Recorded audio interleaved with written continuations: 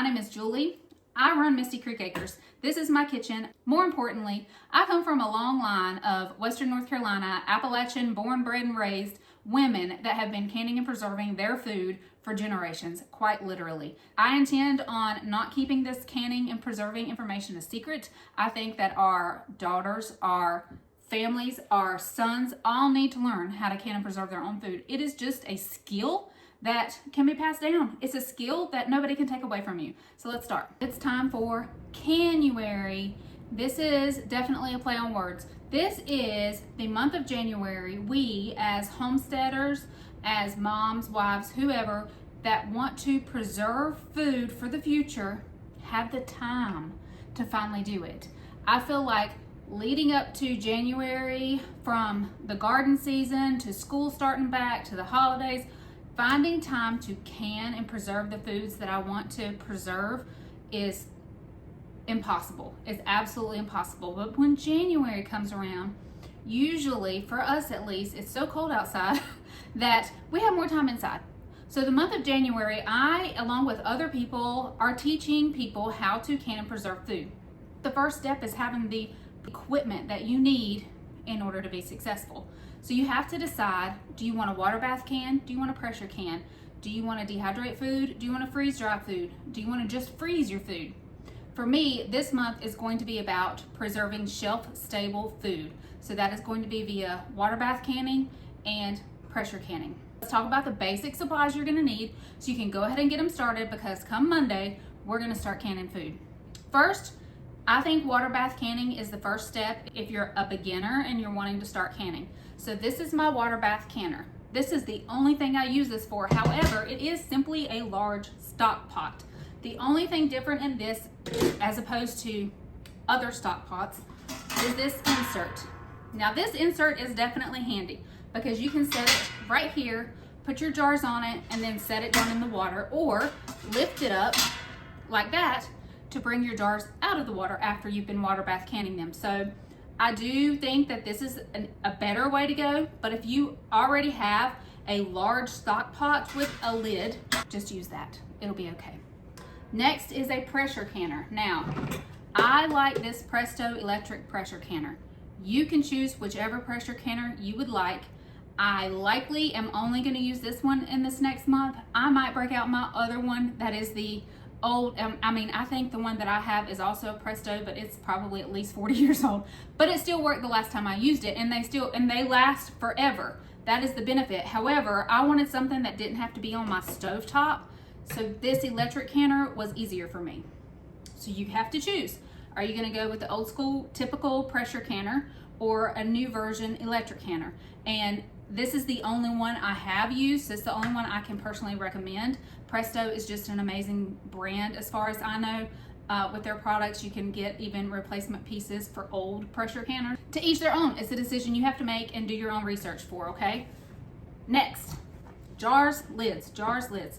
Okay, so you have quart jars. Typically, regular mouth quart jars are what you see a lot. This is what your grandma used, okay? I definitely prefer wide mouth jars. I still use regular mouth jars simply because I have so many. I'm not getting rid of them. Jars are not cheap. If you can look on Facebook Marketplace, you can probably find plenty of people getting rid of jars. So whatever they have, wash them and they'll be good. But it's kind of like fading out, I think, for regular mouth jars. But again, it depends on what you're canning. If we're doing tomato sauce, barbecue sauce, something like that, a regular mouth jar is totally fine. But I think for soups and meats and potatoes, vegetables, a wide mouth jar is easier. These are quarts. This is a pint wide mouth, and then this is a half pint regular mouth. Let me show you size differences, and you can see which one. So you have 32 ounce, 16 ounce, 8 ounce. I would say the majority is going to be pint jars, but again, it depends on you and your family and what you decide you want to can. Jams and jellies usually go in the small jars. Meats, potatoes, large family soups are going to go in these big jars. But again, these are decisions you have to make, unfortunately, but I'm trying to keep it simple for you, okay? I also suggest funnels. These make life easy. So you have a regular mouth funnel that sits nicely right on a regular mouth jar. This keeps things simple. So if all of your jars are regular mouth, make sure you get a regular mouth funnel. If you have only wide mouth jars, get a wide mouth funnel. It fits in there easier. It doesn't slip around as much. So funnels make life easier. You also need a jar grabber. That's what I call it. I don't know if it has an official name, but this will pick your jars up out of the steaming hot water. You're not using your hands on this, okay? So you're picking your jars up with one of these grabbers. You can find kits that will have a lot of this stuff in it too. And then you're gonna need one of these.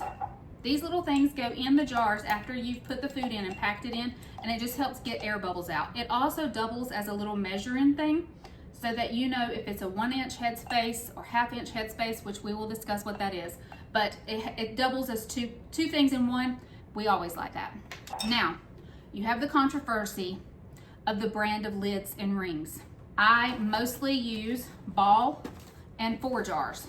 I've used both. They seem to me to have an equal success rate as far as sealing. So you can choose which route you want to go. It's literally your choice. That is what makes this so amazing, is you choose what food you want to preserve, you choose how you want to preserve them, and then you choose what equipment that you use, okay? You can find everything on Marketplace probably if you look, or whatever other used, maybe thrift stores, you never know. Ball or 4 jars. And again, you're gonna get the lids that match your jars. If you have both regular and wide mouth jars, go ahead and get a box of each so that you have them. I would get a box of lids and rings if you do not have rings, or you can usually just get a box of lids if you need that. If you have any questions, please let me know, because this will help me gauge on what all I need to talk about and what all I need to share about. So this is our starting point. You're also going to need some distilled white vinegar, because that's going to be on the rims after we can, and then we'll decide on what foods that we're going to preserve. If you want to do it along with me, you can. If not, I will have all the recipe and ingredients in my post or in my information that I send out. You can learn how to preserve your own food in an apartment, in a homestead, in a townhome, in a 50-acre ranch. Wherever you are, if you have a kitchen, you have a stove, and you have access to get this equipment, you can can and preserve your own food so that you don't have to worry about food scarcity. You don't have to worry if the power goes out, you still have food. Let me know what questions you have, and let's get started on CAN-uary. And we are going to learn so much this month in canning and preserving. I cannot wait to start.